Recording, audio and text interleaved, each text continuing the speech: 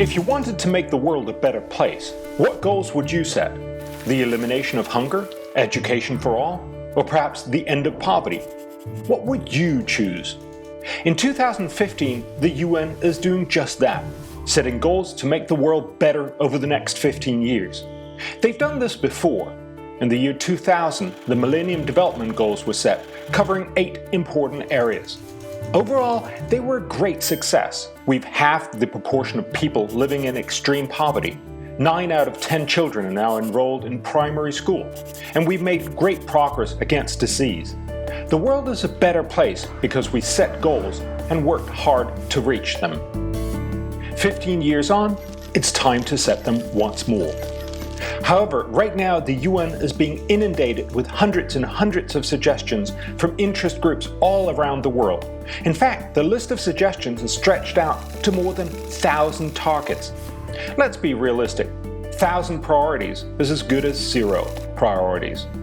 And we're going to spend perhaps $700 billion over the next 15 years in these goals, so it's important we get them right.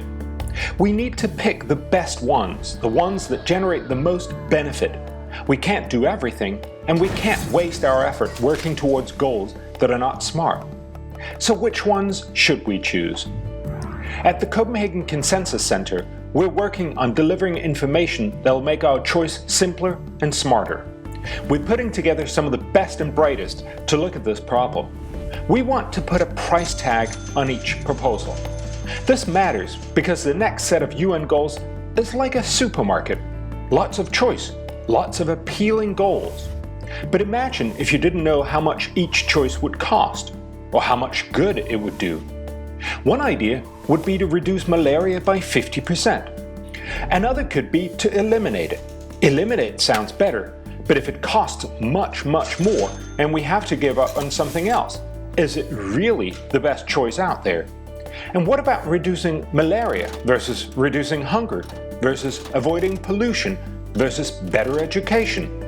In a perfect world, we should do all of these, but even large budgets run out, and we need to know which ones to pick off the shelf first. We want to be clear on the benefits that each proposal brings, so we end up with the goals we know we can afford and goals we know will make the world a better place. So if you want to help, what can you do? Make sure policymakers have the best information. Give us your help.